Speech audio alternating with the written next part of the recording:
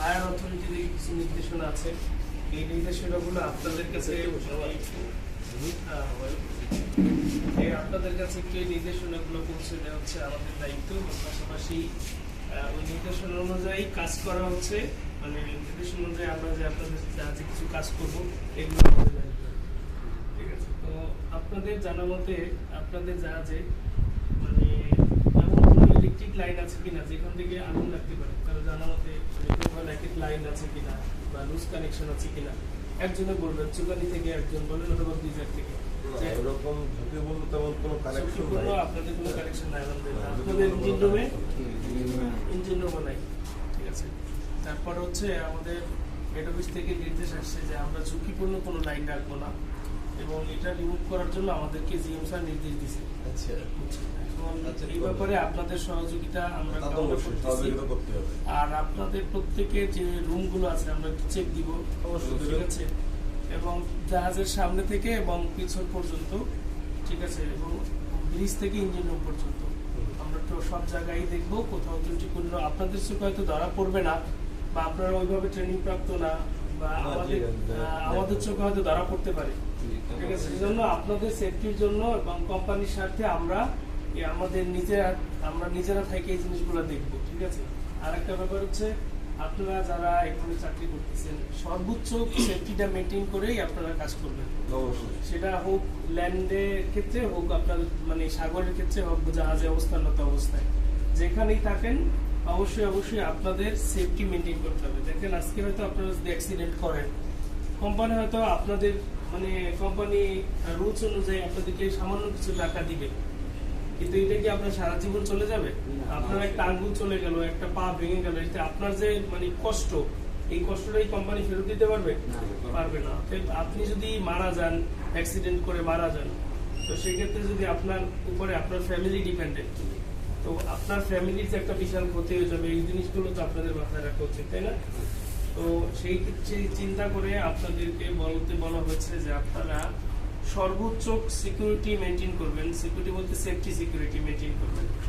ঠিক আছে, আপনারা যখন কাজ করতে যান তাড়াহুড়া কোনো কাজ করবেন না, এবং যখন বিশেষ করে স্টাফ যারা আছে, যারা আলাদ জাহাজে আমরা ধরি, রোপ মোরিং করি, রোপ সারি, তখন এই অবস্থায় মানে লুঙ্গি পরে, ঠিক আছে, বিশেষ করে লুঙ্গি পরে আপনারা কখন এই কাজগুলো করতে যাবেন, এই কাজগুলো ঝুঁকিপূর্ণ, এটা আপনারা জানেন। আপনাদের চুকানি সাহেব আপনাদেরকে বলছে যে আপনারা লুঙ্গি পরে কাজ করতে পারবেন না, আপনি পরে বলছে বলে নাই আপনাদেরকে, মানে আপনারা আপনাদের এই যে সেফটি, যে এটাও কিন্তু একটা সেফটির মধ্যে। আপনি দেখেন এখন কাজ করতেছেন, হঠাৎ করে আপনার লুঙ্গিটা আলাদা পেঁচাই গেল বা উইন্সের মধ্যে পেঁচাই গেল, তখন আপনি কি করবেন? আপনার নিজের ইজ্জত বাঁচানোর জন্য আপনি তাড়াহুড়ো করে ওইটার মধ্যে হাত দিয়ে দিবেন, তখন আপনার একটা হাত চলে গেল। এটা কিন্তু বড় ধরনের একটা ক্ষতি, আপনাদের জন্য একটা ক্ষতি। কি ক্ষতি না? এই ক্ষতিটা থেকে আপনারা যাতে এড়াইতে পারেন। আর বিশেষ করে চুকানি সাহেব বাবুসি সাহেব কই? আচ্ছা, না, আপনার রান্না করে যে একটা বিস্ফোরণ জনিত গ্যাস আছে, এটা জানেন?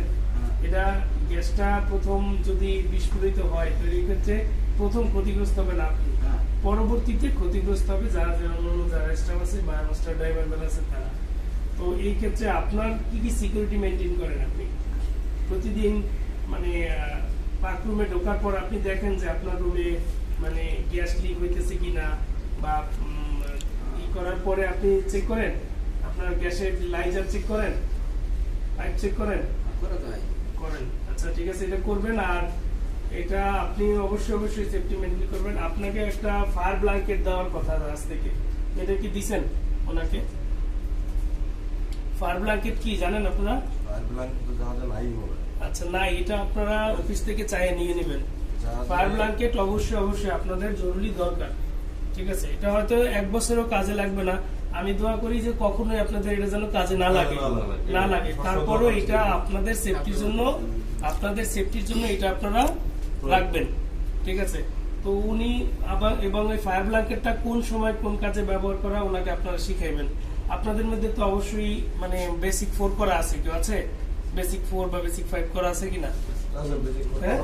আচ্ছা, এই যে ড্রাইভার সাহেবের আছে, তো বেসিক 4 এবং বেসিক 5 এর মধ্যে অনেকগুলো মানে Safety সেফটি সম্পর্কে অনেকগুলো ধারণা দেয়, বেসিক ধারণাটা দেয়, অ্যাডভান্স ধারণা না, বেসিক কিছু ধারণা দেয়।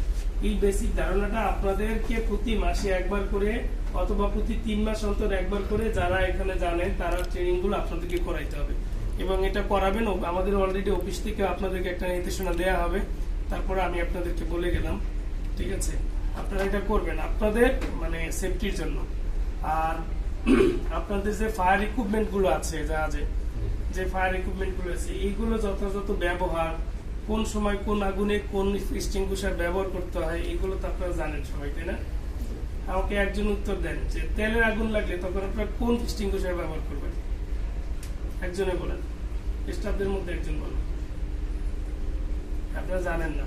এখন আপনি যদি তেলের আগুনের মধ্যে, ঠিক আছে, আপনি যদি মানে ওয়াটার টাইপ ইউজ করেন, তখন তেলের আগুন কি বাড়বে না কমবে? বাড়বে। কেন বাড়বে?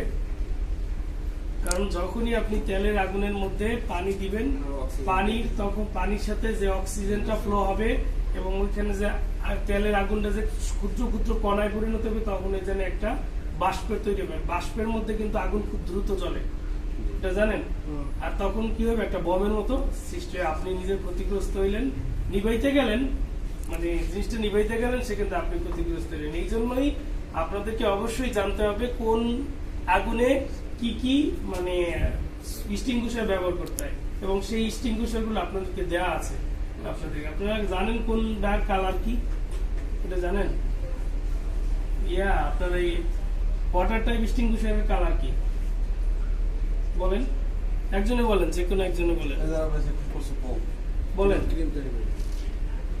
আর কালো কোনটা? CO2 আমরা কোন সময় ব্যবহার করি, কি কাজে, কোন আগুনে ব্যবহার করি? তেলের আগুন এবং ইলেকট্রিক আগুনে ব্যবহার করি। সেই ক্ষেত্রে তেলের আগুনে কখন CO2 ব্যবহার করা যাবে না? কখন? যখন অতিরিক্ত মাত্রায় মনে করেন